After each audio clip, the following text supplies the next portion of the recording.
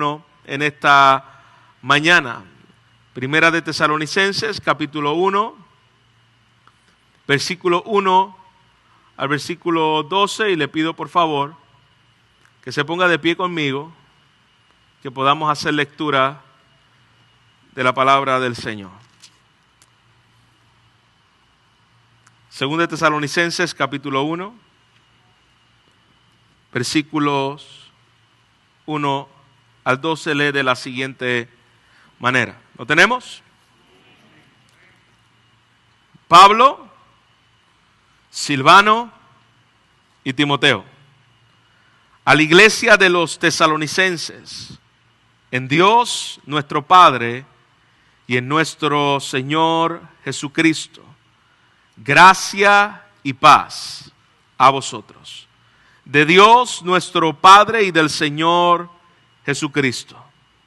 Debemos siempre dar gracias a Dios por vosotros, hermanos, como es digno, por cuanto vuestra fe va creciendo y el amor de todos y cada uno de vosotros abunda para con los demás. Tanto que nosotros mismos nos gloriamos de vosotros en las iglesias de Dios, por vuestra paciencia y fe en todas vuestras persecuciones y tribulaciones que soportáis.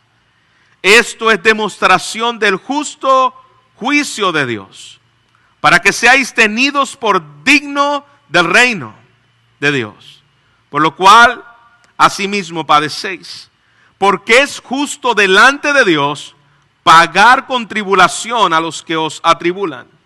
Y a vosotros que sois atribulados, daros reposo con nosotros, cuando se manifieste el Señor Jesús desde el cielo con los ángeles de su poder, en llama de fuego, para dar retribución a los que no conocieron a Dios, ni obedecieron al evangelio de nuestro Señor Jesucristo, los cuales sufrirán pena de eterna perdición, excluidos de la presencia del Señor y de la gloria de su poder, cuando venga en aquel día para ser glorificado en sus santos y ser admirado en todos los que creyeron, por cuanto nosotros, nuestro testimonio ha sido creído entre vosotros, por lo cual asimismo oramos siempre por vosotros, para que nuestro Dios os tenga por digno de su llamamiento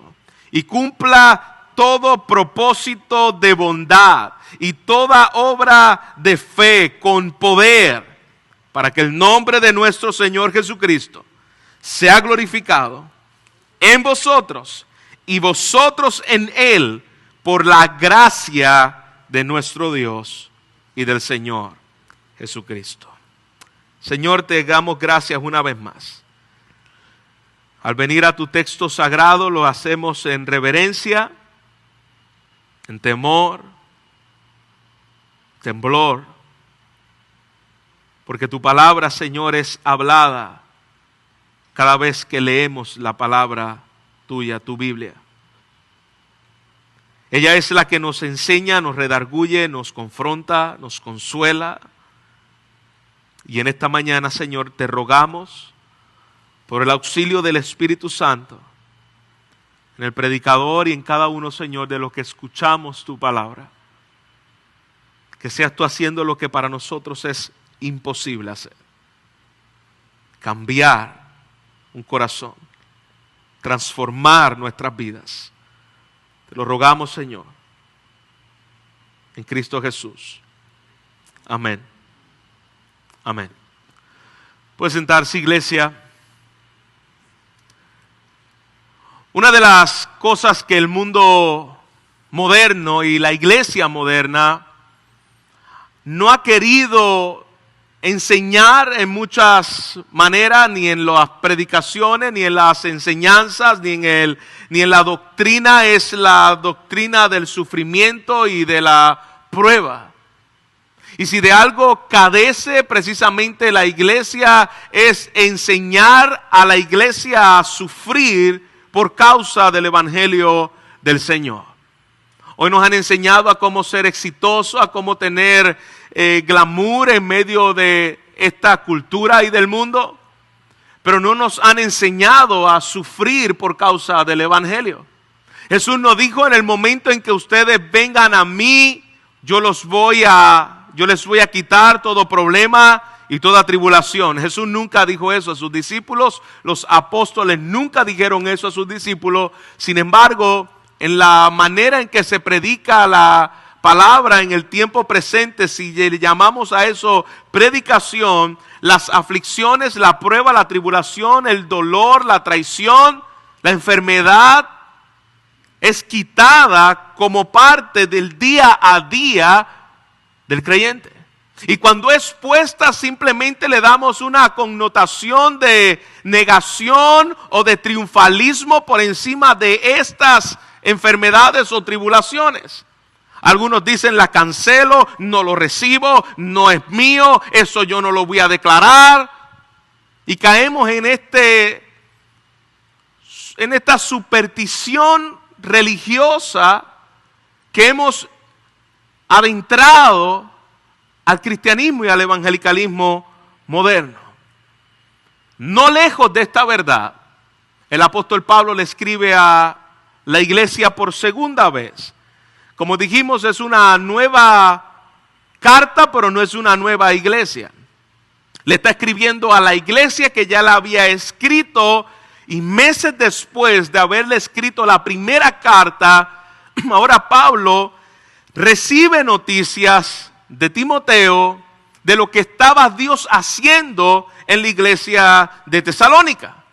Al parecer, muchas cosas de lo que Pablo ya había trabajado en su primera carta no había mejorado cuando él recibe lo que estaba sucediendo en la iglesia. Y Pablo le escribe a una iglesia que estaba de alguna manera sufriendo persecución, sufriendo angustia, tribulación, y para colmo de males, algunos diciendo que lo que la iglesia estaba enfrentando probablemente era el juicio de Dios, porque ya Jesús había venido y esta iglesia se había quedado siendo puesta para juicio, y eso estaba en algunas de las mentes de los creyentes en la iglesia. Al pensar que estas tribulaciones y sufrimientos venían como parte de un juicio de Dios. Y Pablo le escribe precisamente esta carta para dar ánimo a los creyentes, que ellos no están sufriendo por causa de que están recibiendo el juicio de Dios, ni persecución, sino que ellos estaban allí puestos para que en medio de esa aflicción su Hijo pueda ser glorificado. La segunda razón por la cual Pablo le escribe esta carta es para enderezar sus conceptos acerca del día del Señor. La manera en la cual la iglesia todavía pensaba qué significaba la segunda venida de Cristo era todavía muy confusa, y estaban incluso dudando de ella. Y tercero, en el capítulo 1 él trata acerca de la persecución y el sufrimiento, capítulo 2 acerca de la venida de Cristo, y el capítulo 3 habla acerca del problema de ociosidad, diríamos en Puerto Rico, de vagancia en algunos de los creyentes en Tesalónica. Así que esas tres cosas son la razón por la cual Pablo le vuelve a escribir a la iglesia de Tesalónica, a los tesalonicenses. Para corregir esto, primero yo quiero que podamos ver a través de los textos que estaremos leyendo la perseverancia de Pablo, la perseverancia de la iglesia y el testimonio de esta iglesia en medio de la persecución y el sufrimiento. Mira cómo comienza esta carta. Comienza casi idéntica de lo que comenzó al comenzar la carta primera de Tesalonicenses. Comienza con las mismas tres personas: Pablo, Silvano, que ya dijimos que era Sila, y Timoteo. Estos tres hombres son los fundadores o el equipo de plantación de esta iglesia de Tesalonicenses. Ellos estuvieron trabajando arduamente. Pablo no por mucho tiempo, se cree que Pablo estuvo pocos meses allí, pero más Sila y Timoteo estuvieron más de lleno en la obra de plantación en Tesalónica. Ellos están siendo referentes, Pablo los menciona porque eran parte de ese equipo de plantación de iglesia. Y Pablo deja claro nuevamente a los tesalonicenses la misma forma de comenzar una carta, la misma forma de introducirse. Él lo da, la salutación, y él dice: a los elegidos antes de la fundación del mundo, redimidos en Cristo Jesús, cuando fueron regenerados por el Espíritu, estaban unidos a Él, reunidos en Él, cimentados en Él, por medio del Dios Padre y por medio de la gracia que obtuvieron en Jesucristo y la paz que tienen en Cristo y también entre ellos, gracia y paz. Yo no voy a volver a enfatizar sobre estos términos que ya vimos en la primera carta, que es una manera del apóstol Pablo saludar a la iglesia. La gracia y la paz de Dios, aquello que caracteriza al verdadero creyente. Somos salvos por gracia, vivimos gracia sobre gracia y podemos tener comunión con Dios por medio de la paz que nos ha dado su Hijo Jesucristo al morir en nuestro lugar. Paz para con Dios y paz los unos a los otros. Así que es una salutación muy parecida a la primera carta a los tesalonicenses. Inmediatamente que los saluda, él comienza nuevamente como comenzó la primera carta, agradeciendo no a ellos, agradeciendo a Dios por lo que había hecho en medio de ellos. Y él le dice que da gracias a Dios por vosotros siempre. Ese es el primer punto que yo quiero que podamos observar. El agradecimiento de un hombre humilde que reconoce, como hemos estudiado durante la semana, las evidencias de gracia en medio de su pueblo. Él da gracias a Dios siempre por lo que Dios estaba haciendo en esa iglesia. Y es algo que tú y yo debemos preguntarnos y debemos recordarnos vez tras vez al ir delante del Señor. Cuán agradecido estoy siendo con Dios por los hermanos que he puesto a mi lado, por las iglesias que podemos tener compañerismo. ¿Cuántas veces podemos decir: Señor, yo te doy gracias por los pastores, amigos y hermanos que colaboramos juntos? Gracias porque puedo tener tu palabra, puedo tener la doctrina, podemos ver el crecimiento entre los hermanos. Te pregunto y me hago la pregunta: ¿cuántas veces al ir delante de la presencia de Dios estamos siendo agradecidos con lo que Dios nos ha regalado como iglesia? Por las iglesias que son compañeras, hermanas de batalla en la fe. ¿Cuántas veces tenemos esta actitud del apóstol Pablo? Te doy gracias por tu fidelidad en ellos y por la fidelidad de ellos en ti en medio de la prueba. Pablo daba gracias porque en medio de la situación de persecución en la cual se encontraba esta iglesia en Tesalónica, dice la palabra que la fe de la iglesia iba creciendo. Se supone que por medio de las pruebas y las persecuciones en la mente común, la fe comienza a menguar. ¿No es lo que sucede muchas veces? Y no me haga cara de santo porque usted sabe lo que yo estoy diciendo. Pregúntale a Job, un hombre de Dios, donde Dios habla de él como una persona, dice la palabra, intachable. Un hombre íntegro. Pero en medio de la prueba, Dios expuso dónde estaba su corazón, y es ese Job el que en un momento dado maldice el día en que nació.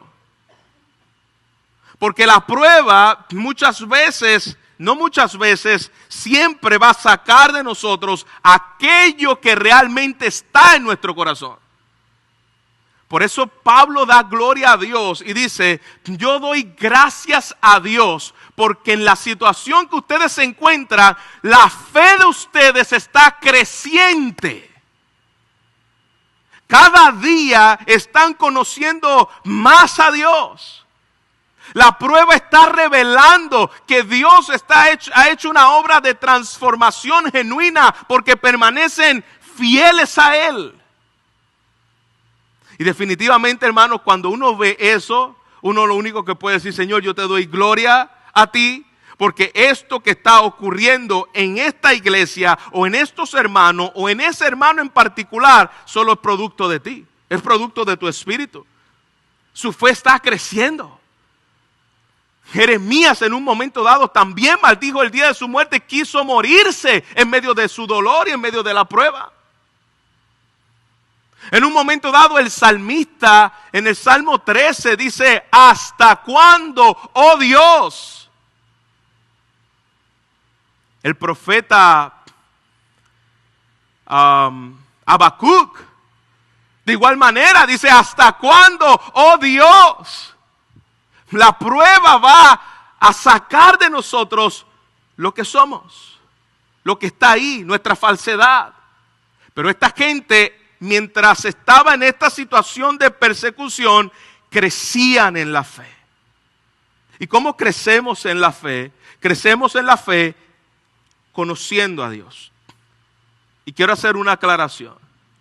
Conocimiento intelectual de Dios no es lo mismo que conocer a Dios. Tú no puedes conocer a Dios sin conocimiento intelectual. Eso es fundamental. Pero tú tampoco puedes pensar que conoces a Dios porque en tu intelecto, a través de aún de la misma palabra de Dios, conoces cosas de Dios. Porque tú puedes tener un buen conocimiento bíblico y teológico de Dios, sin embargo no conocer a Dios. Job era uno de ellos. Hermano, Job conocía a Dios al punto que Job sabía que tenía que presentar sacrificios por sus hijos. Él conocía lo que Dios quería. Pero fue a través de la prueba y de las circunstancias que pasó donde él pudo decir, de a oídas te había oído, mas ahora mis ojos te ven. Tú puedes conocer a Dios de oídas. Tú puedes conocer a Dios de lo que te enseñaron en el seminario que pudo haber sido bueno, de lo que has estudiado en la Biblia que pudo haber sido bueno, de lo que te leíste en el libro de teología que había sido bueno, y no tener un encuentro real, vivo con Dios. La prueba revela si realmente le conocemos o es solamente un conocimiento intelectual de Dios.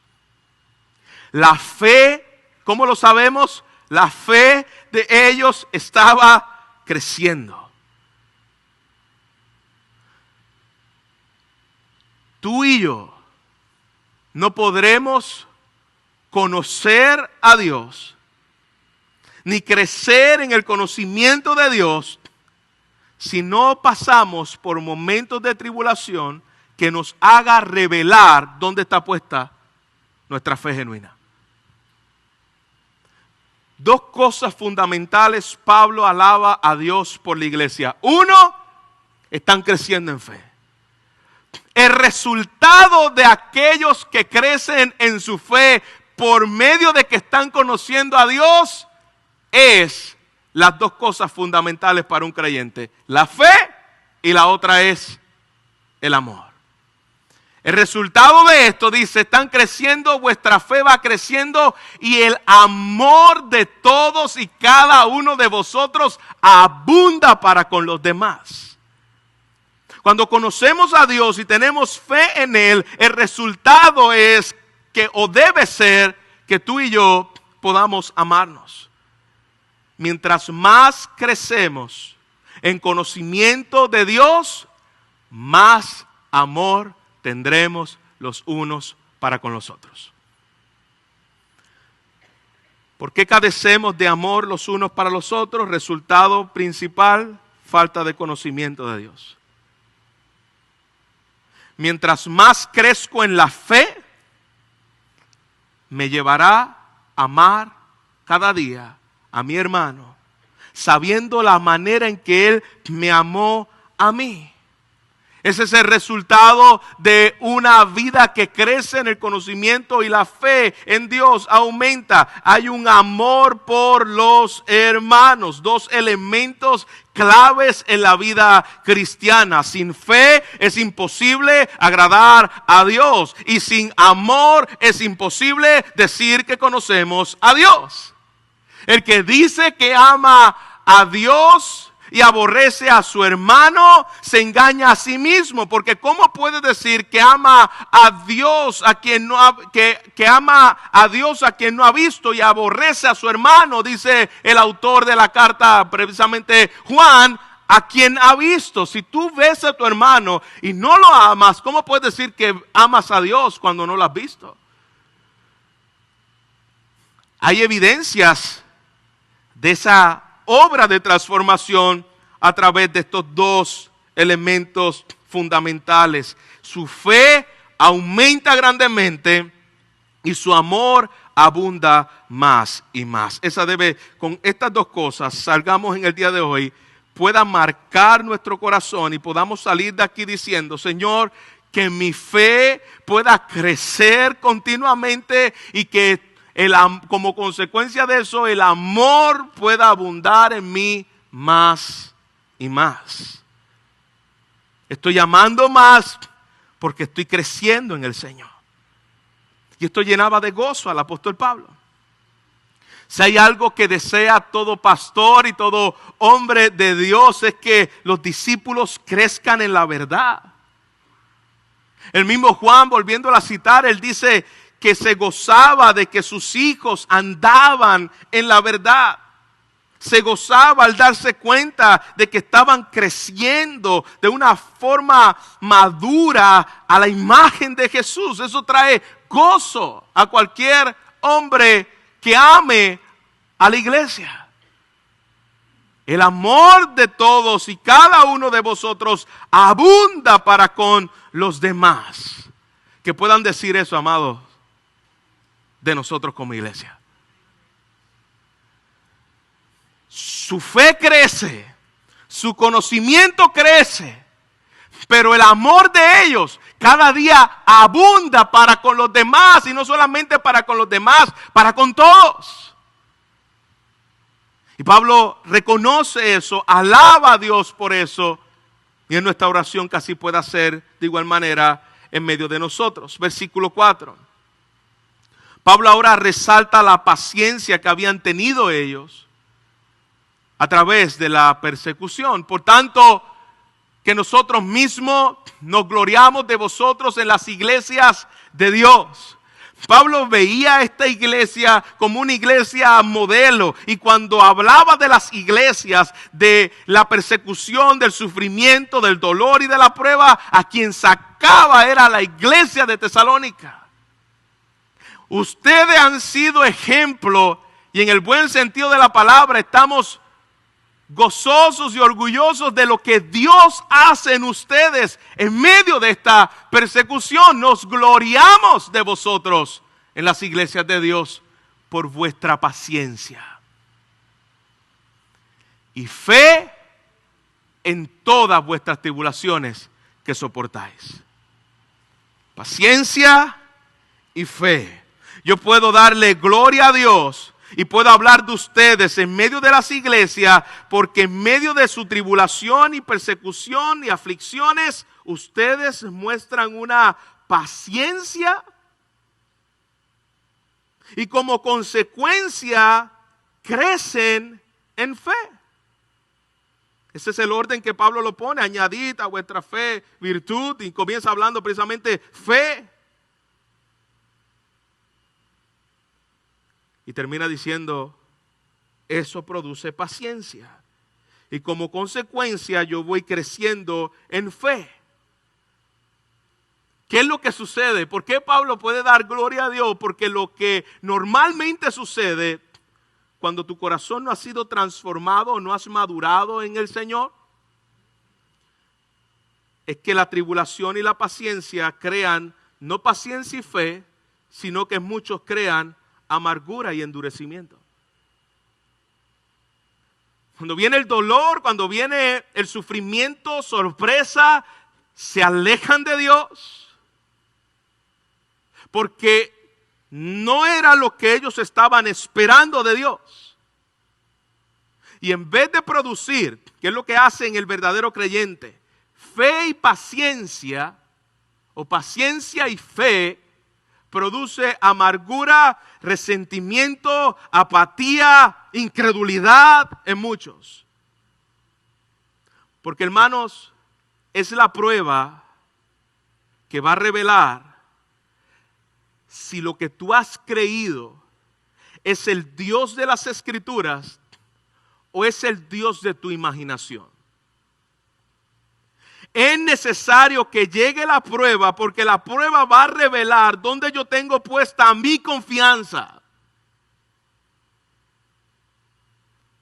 ¿O no es así cuando usted recibe, por ejemplo, una mala noticia donde le dan un diagnóstico que usted no espera? Lo primero que muchas veces ocurre es: Dios se olvidó de mí. Dios ya no me ama. ¿Dónde está Dios en esto? ¿Sabes por qué, hermano? Porque hemos creado un concepto de Dios. Hemos idealizado a Dios.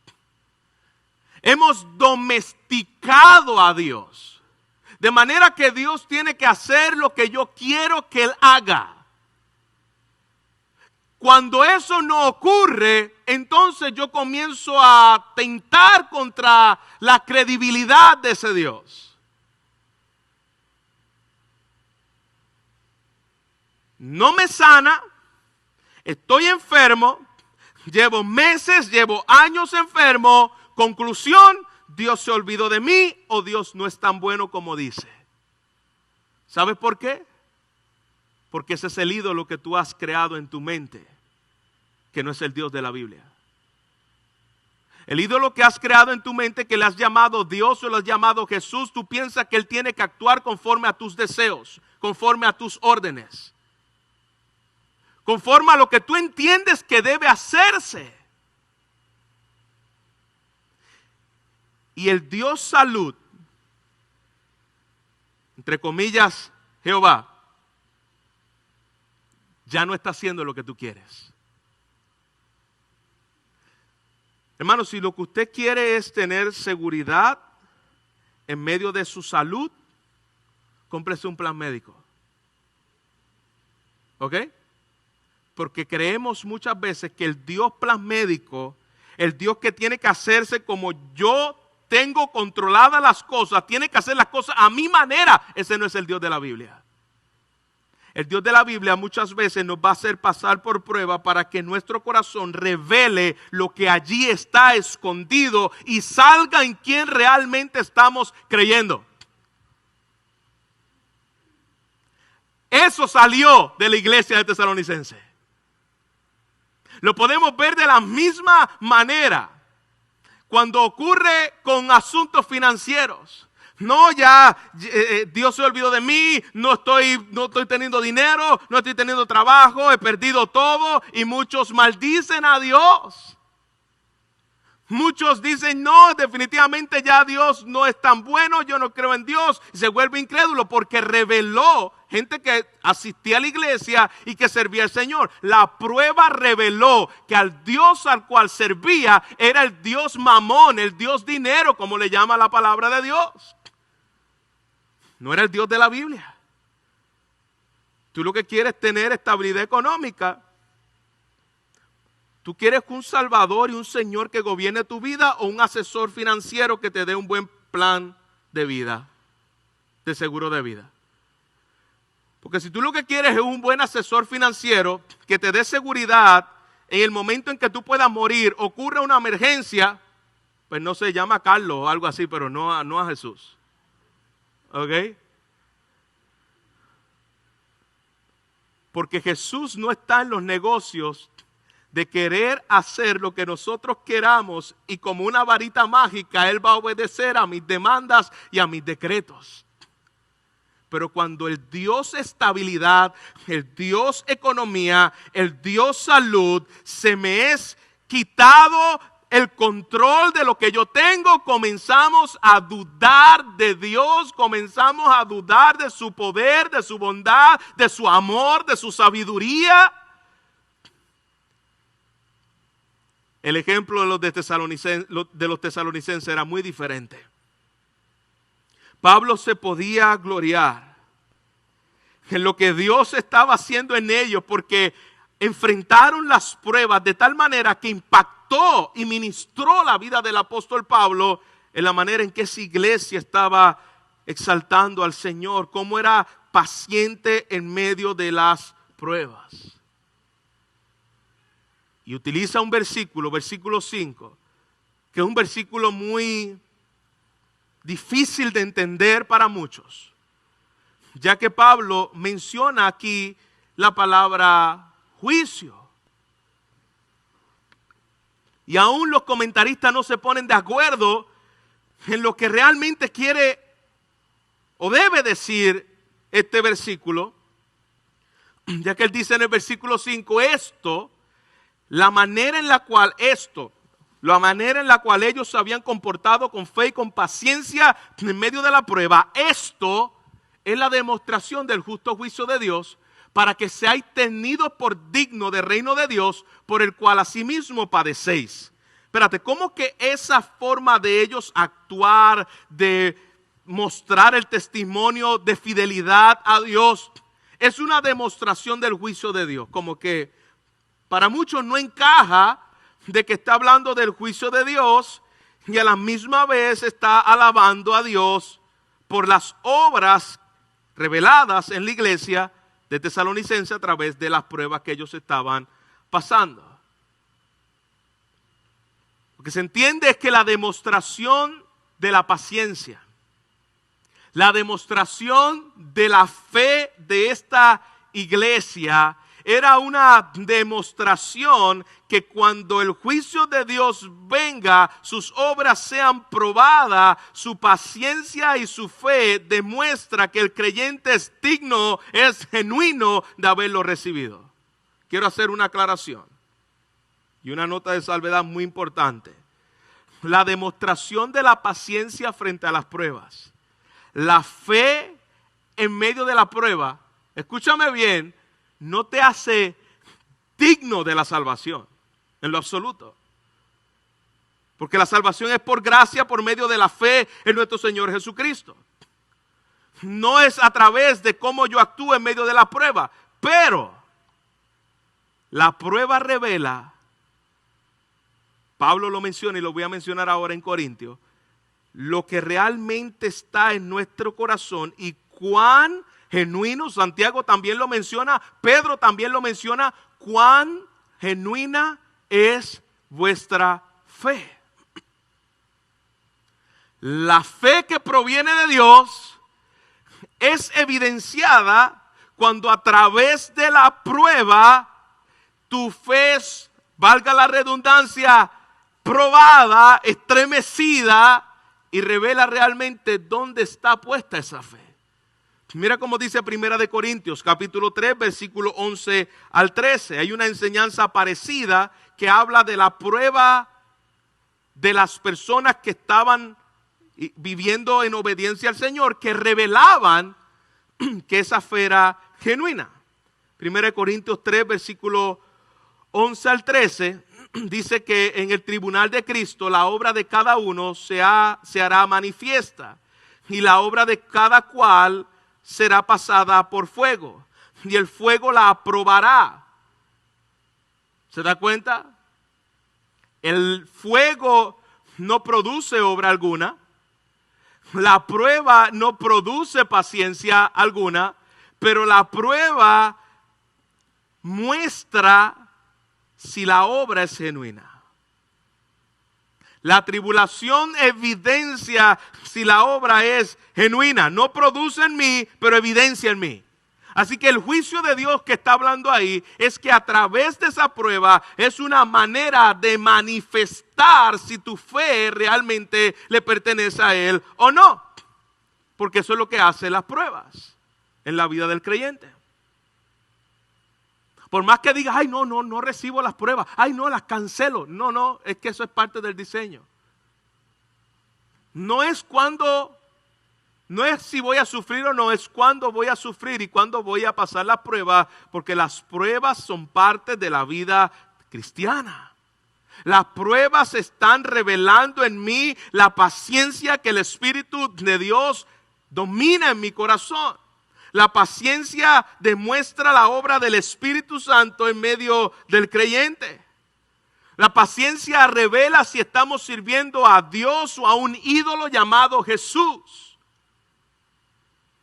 Que le hemos dado nuestras características, le hemos dado nuestros estándares, y si Él no cumple esos estándares, Jesús, que te vaya bien, porque yo quiero buscarme a otra cosa que yo sienta seguridad, que yo sienta control. Nuestro Dios, a nuestra imagen, a nuestra semejanza.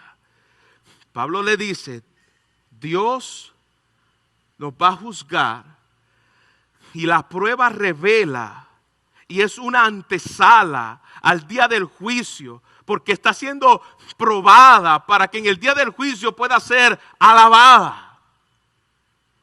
Ahora, versículo 9. Dios también va a juzgar a los perseguidores. Ustedes han permanecido fieles, han permanecido constantes, han mostrado paciencia, su fe ha sido evidenciada como genuina y pura. Pero les tengo buenas noticias, tesalonicenses. Aquellos que los persiguen a ustedes también serán juzgados. Versículo 6. Y Dios va a pagar con tribulación a los que atribulan a los creyentes, porque Dios es justo. Dios es justo. Tesalónica, no te turbes. Tesalónica, no te confunda. Porque aquellos que te han perseguido, ustedes no están recibiendo el castigo de los perversos. Ustedes que están revelando que su fe es genuina. Pero los perversos recibirán condenación. Porque es justo delante de Dios pagar con tribulación a los que os atribulan. A ustedes serán evidenciados a través de lo que ocurre en su vida y la prueba, que eso será lavado el día del juicio. Pero Dios es justo.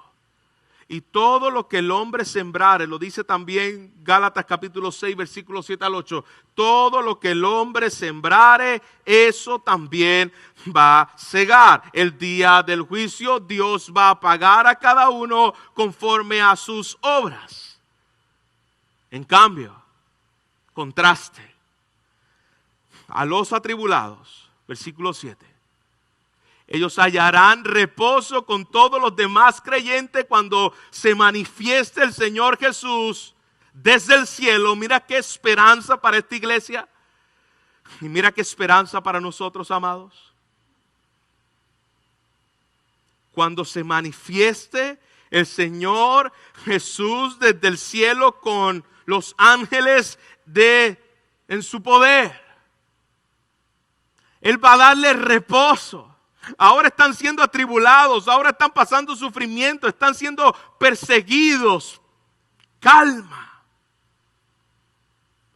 Porque Dios va a hacer justicia con ellos, pero Dios, dice la palabra, cuando se manifieste nos dará reposo. Él vendrá y utiliza las mismas palabras de Jesús, las mismas palabras de Isaías. Él vendrá y vendrá en juicio, pero también vendrá y va a traer reposo a su pueblo que está atribulado. Se supone que dijéramos amén.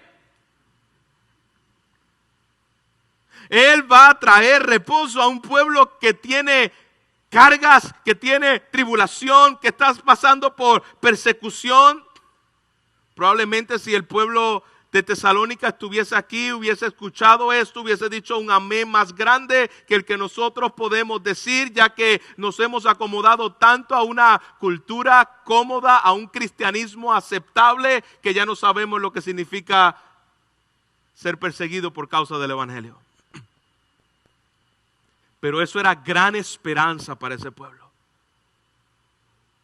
Y eso debe ser gran esperanza para aquellos que están en tribulación en esta mañana, porque de alguna manera todos padecemos algún tipo de persecución.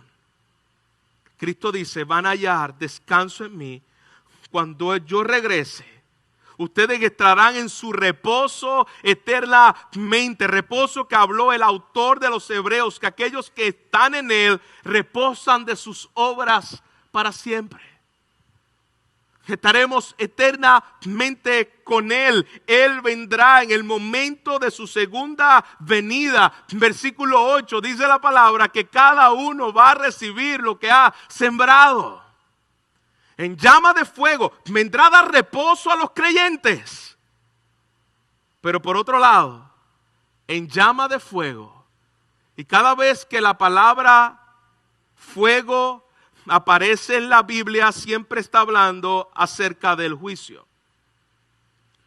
Cuando la Biblia dice que Jesús vino a bautizar en Espíritu Santo, el contraste de eso es y fuego. Espíritu Santo y fuego. ¿Qué quiere decir eso? Bautismo del Espíritu Santo a los creyentes, aquellos que están en Cristo, están bajo Cristo, pero aquellos que no están en Cristo están bajo fuego, están bajo castigo, están bajo su ira. Su bautismo es en espíritu, en bendición y en reposo, pero su bautismo también es en juicio y condenación para los que no están en Cristo. Espíritu que están en Cristo, fuego los que no están en Cristo. Cada vez que usted vea la palabra fuego en la Biblia, está hablando acerca de condenación. Capítulo 2 del libro de los Hechos dice que en el día de Pentecostés habían llamas como de fuego sobre sus cabezas.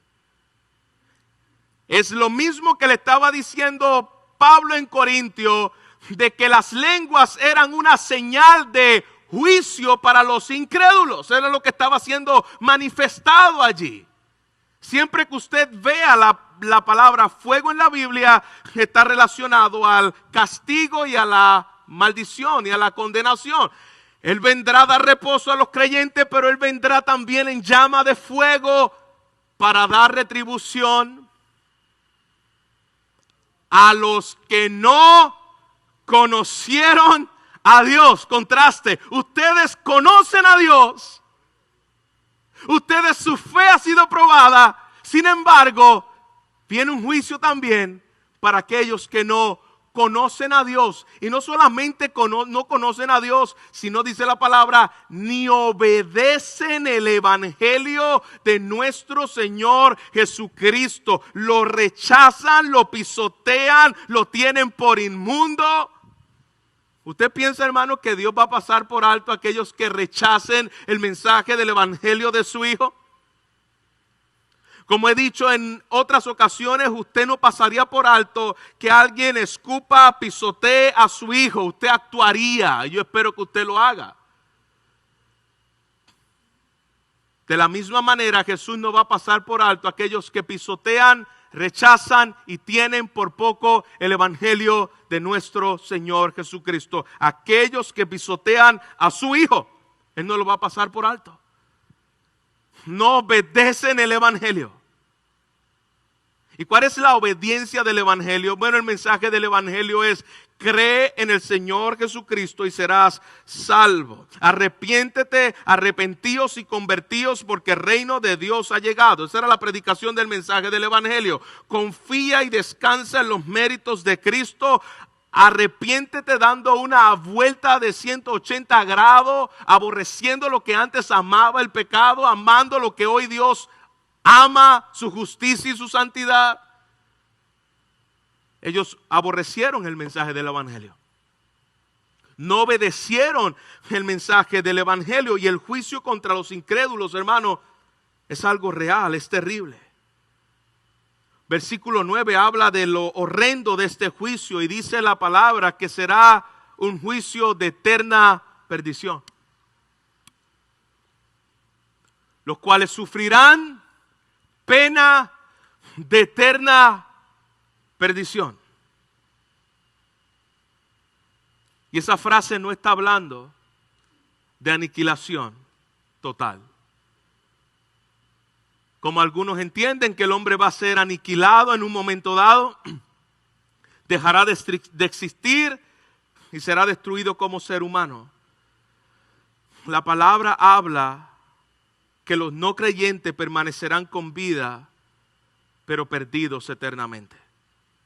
Eterna perdición. Bajo el juicio de Dios por toda la eternidad. Y esto es algo que muchas veces nosotros no pensamos en él, pero es una realidad. Hay una salvación eterna, pero hay una perdición eterna. Los incrédulos, dice la palabra, que tendrán una eterna y sufrirán una eterna perdición. ¿Y cómo puede verse esa eterna perdición? Excluidos de la presencia del Señor para siempre. Excluidos de la presencia del Señor y de la gloria de su poder. Destituidos como lo fue Adán para siempre. Y no solamente destituido para siempre, sino en el juicio de la justa ira de Dios. Doctrina que también se ha quitado de los púlpitos en el día presente. Yo quiero decirte, querido amigo, que estás aquí, que no estás en Cristo, de que tomes en cuenta el justo juicio de Dios. Ay, el pastor lo está diciendo para meter miedo. No. Te estoy diciendo porque esto es una realidad que lo dice su palabra. Y debes temblar ante su presencia. Porque esto que está hablando aquí, los cuales sufrirán pena de eterna perdición, tú que no estás en Cristo puedes ser uno de ellos. Donde eternamente estarás bajo su destitución y bajo su juicio. Eso puede ser un familiar nuestro que ya haya partido con el Señor y a veces decimos, oh Señor, ¿cómo yo podré vivir sabiendo que mi familia está condenada? La Biblia dice que fue su propia incredulidad la que lo llevó a acarrear tales consecuencias. Y será tu propia incredulidad la que te llevará para estar eternamente bajo la justicia de Dios. Aquí podemos ver que en la segunda venida Él vendrá de una manera retributiva. Dios va a castigar a aquellos que afligieron a los creyentes y a los incrédulos, pero también vendrá de una manera remunerativa. Dios va a recompensar con reposo, con alivio a los creyentes que por su causa fueron valientes, permanecieron fieles, lucharon por la verdad, crecieron en la paciencia del Señor y su fe es evidente. Versículo 10. Cuando venga aquel día,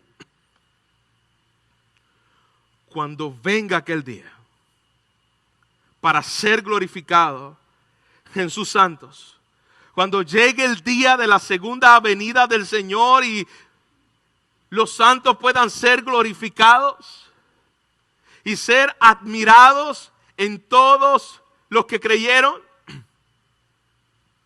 Fíjate, no dice ser admirado por todos los que creyeron. Y ser admirado en todos los que creyeron por cuanto nuestro testimonio ha sido creído entre vosotros, pueden admirar la gloria de Dios en la faz de Jesucristo por medio de su iglesia. Es lo mismo que dice el capítulo 21 cuando dice que su iglesia, vestida de piedras, de jaspe y toda aquella descripción de la nueva Jerusalén que desciende del cielo, es precisamente lo que está diciendo aquí el apóstol Pablo. Van a ser admirados al ver la gloria de Jesús a través de su iglesia. Su iglesia es portadora de esa gloria. Su iglesia es la que anuncia las virtudes de aquel que os llamó de las tinieblas a la luz. Su iglesia es aquella que en la tierra y en la eternidad es llamada como nación santa, pueblo adquirido por Dios. La iglesia es aquella Jerusalén celestial. La iglesia es aquella que es ataviada para su esposo, en la cual ha sido vestida con vestidos blancos y lino fino, esperando a su esposo. La admiración de esa gloria a través de la iglesia del Señor, donde Él vendrá y regresará para reinar.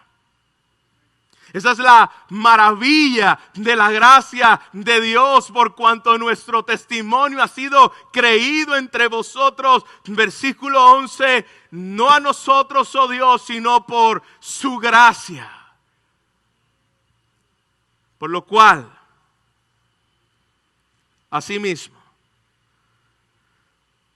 mientras reflejamos esa gloria, éramos pecadores y hoy hemos sido aceptados por Él.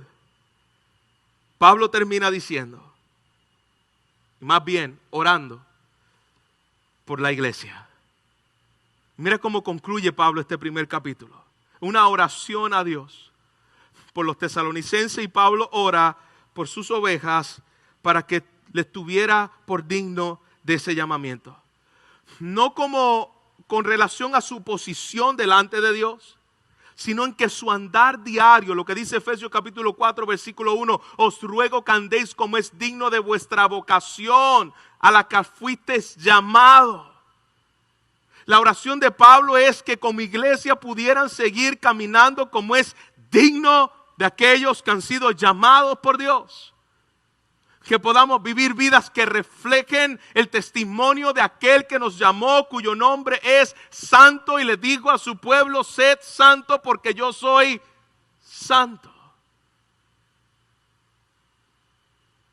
Mostrar ese testimonio, que andéis, es nuestro ruego. Y mira, aprendemos de esta oración del apóstol Pablo, es nuestro ruego para que como iglesia podamos andar como es digno de lo que Él nos llamó.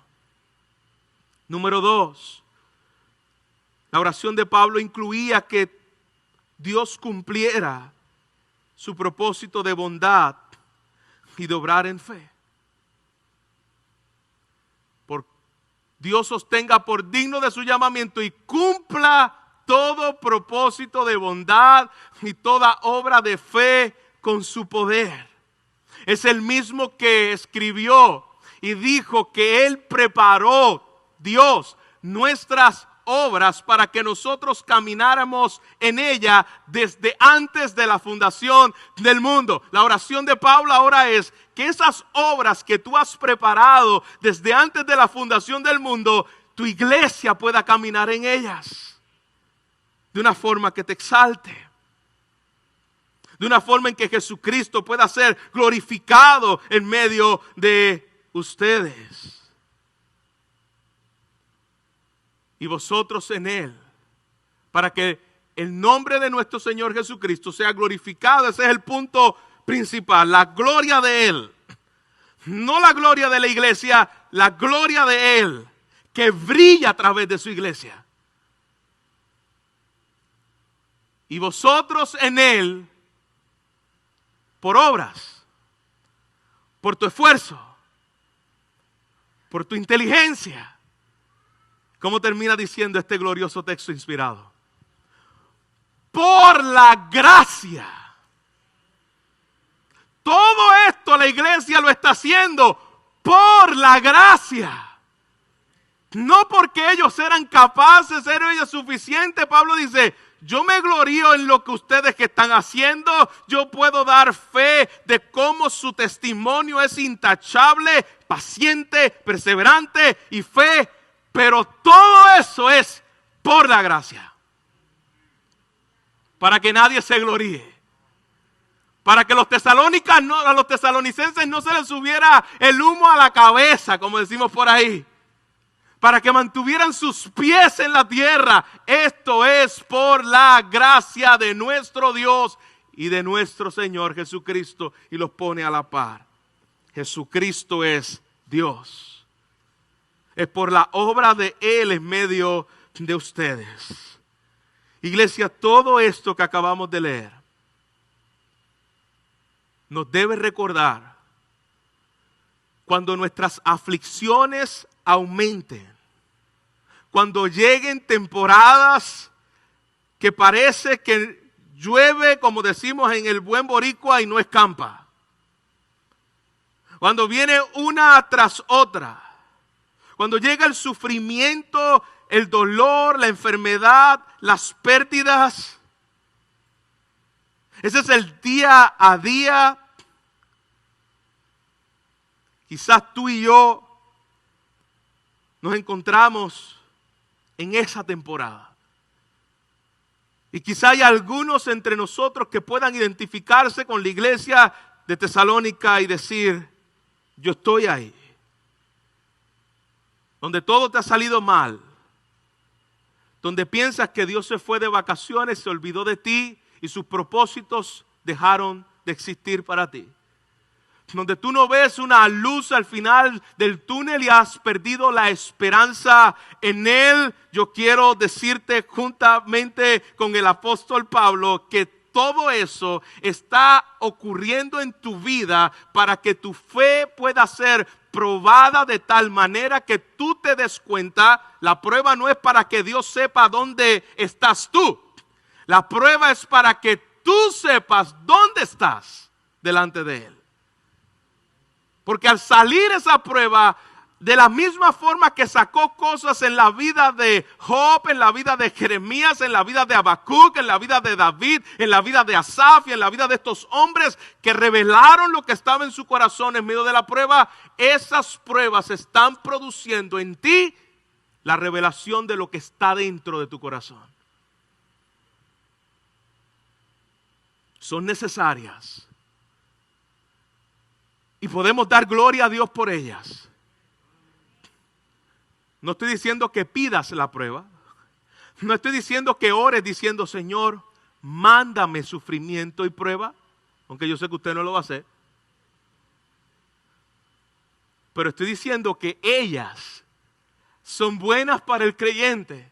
Porque podemos decir junto con el apóstol Pablo, y sabemos que para los que aman a Dios, todas las cosas, escúchame bien, todas, eso es sufrimiento, eso es dolor, eso es pérdida, eso es enfermedad, eso es luto, todas las cosas están cooperando para bien.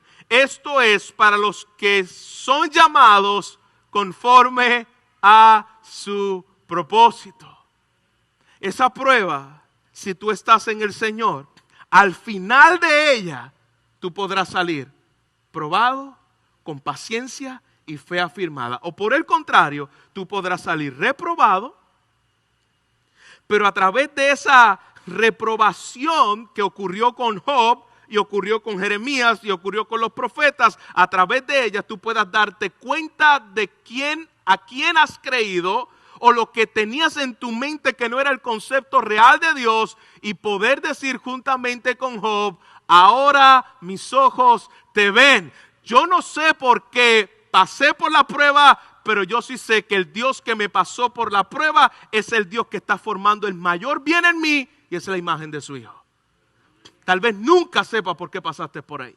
Tal vez nunca sepa por qué tuviste que pasar por un divorcio. Tal vez nunca sepa por qué tuviste que pasar por el cáncer. Tal vez nunca sepa por qué tu hijo se tuvo que morir a tan temprana edad. Tal vez nunca lo sepas y Dios te lo revelará. Pero yo quiero que te vayas con la esperanza de que aquel que te llamó es aquel que está usando todas las cosas para el bien de la formación de Cristo. Y eso debe traer paz a ti. Eso debe traer paz a nuestro corazón. Él lo está haciendo de una forma sabia, soberana, santa. Lo hace para el bien de sus hijos. Que el Señor nos ayude, iglesia, a poder tener la misma esperanza que tuvo esta iglesia y recibir, como decía el apóstol Pablo, la recompensa de nuestro Salvador. De Él viene mi esperanza. De Él viene mi retribución. No caigamos en medio de estos discursos de falsos predicadores, donde le dan una percepción que los cristianos no deben sufrir y se nos vende un cristianismo libre de sufrimiento. No caigamos en esa mentira, porque eso no es lo que Dios ha prometido para sus hijos, en lo absoluto. Son muchos los que están hablando otro discurso. Todos tus sufrimientos un día desaparecerán. No será aquí. No tendremos necesidad. No será aquí. No tendremos persecución, no será aquí. No habrá los problemas que estoy enfrentando, pero no será aquí, porque mi mejor vida no es aquí en la tierra. Dice Colosenses: vosotros que sois espirituales, poned vuestra mirada en el cielo, donde está Cristo sentado en gloria. Poned la mira en las cosas celestiales y no en las terrenales. Cuando llegue la aflicción, yo lo pueda ver con mis ojos espirituales y no terrenales. Cuando llegue la enfermedad, yo lo pueda ver con mis ojos espirituales y no terrenales. Con la persecución, como lo pasó Esteban en un momento dado, mientras estaba siendo apedreado, pudo mirar con ojos celestiales. ¿Y sabe lo que pudo decir, hermanos? No le tome en cuenta ese pecado. Perdónalo, porque ellos no saben lo que están haciendo. Si tú hubieses estado en la chuleta, mirando con ojos terrenales, como decimos en la jerga boricua, ¿tú sabes lo que tú le hubieses dicho a aquellos que te estaban apedreando? Desde la mamá hasta la tatarabuela de la último ancestro que lo dio por nacer. Maldiciéndolo. Porque en tus ojos terrenales tú no puedes ver lo que Dios está haciendo. En los ojos celestiales, teniendo la mira y no mirando una persecución peleada a carne y sangre, porque bien dijo, tu lucha no es con carne, tu lucha no es con sangre. No puedes mirar a tus opositores, a tu persecución, a tu enfermedad con los ojos terrenales. Porque Dios te dio ojos celestiales. Ahora Esteban, mientras recibía las pedradas, él miró al cielo y vio al Hijo de Dios a la diestra del Padre puesto de pie. Ojos celestiales en medio de la tribulación. Él no veía solamente a aquellos que estaban siendo perseguidores y apedreando. Él veía la gloria de Dios que se anticipaba a lo que él haría para siempre, estar en su presencia. Que Dios nos ayude, iglesia, a poder verlo, del sufrimiento de esta manera. Padre, yo te doy gracias. Te doy gracias, Señor, porque en medio del sufrimiento y en medio del dolor,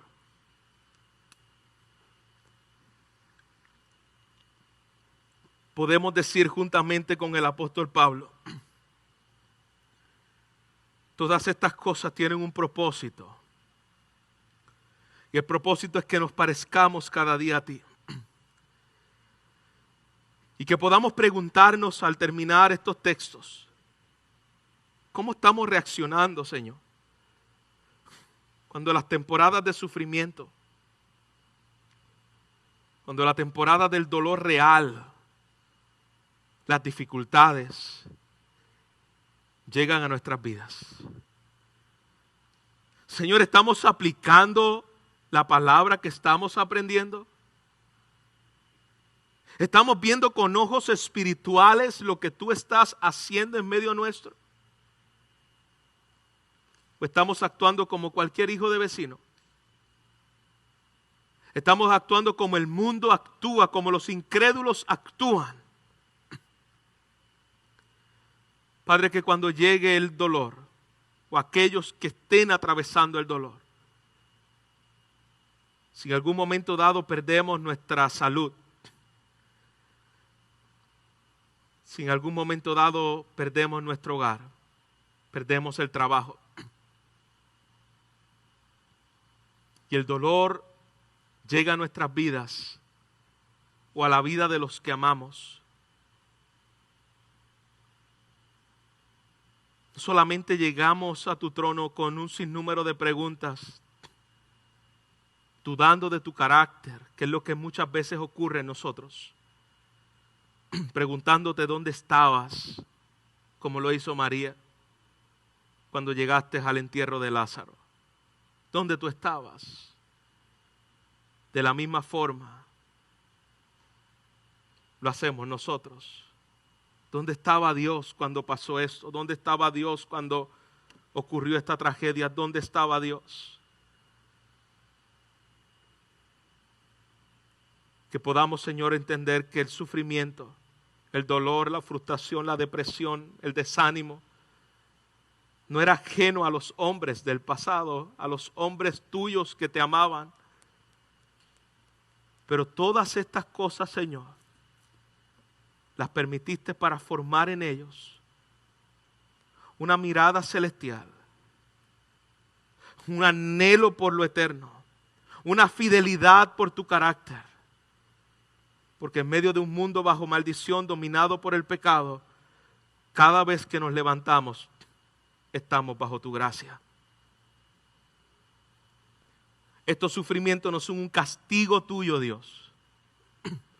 Estos sufrimientos son parte de un mundo caído, en el cual podemos decir que hasta que tú regreses, tener la seguridad de que tú estarás con nosotros hasta el final. Tendremos sufrimiento, padeceremos persecución, pero podemos decir junto con Pablo, Señor, una vez más, todo lo puedo en Cristo. Pablo hablaba de aflicciones, Pablo hablaba de hambres, Pablo hablaba de escasez. Todo lo puedo, no en mis fuerzas, todo lo puedo en Cristo, que nos fortalece. Ayúdanos, Señor, a tener nuestra mirada centrada en ti y que nadie quite nuestros ojos del autor y el consumador de nuestra fe hasta que tú regreses. En Cristo Jesús te damos toda gloria. Amén. Amén.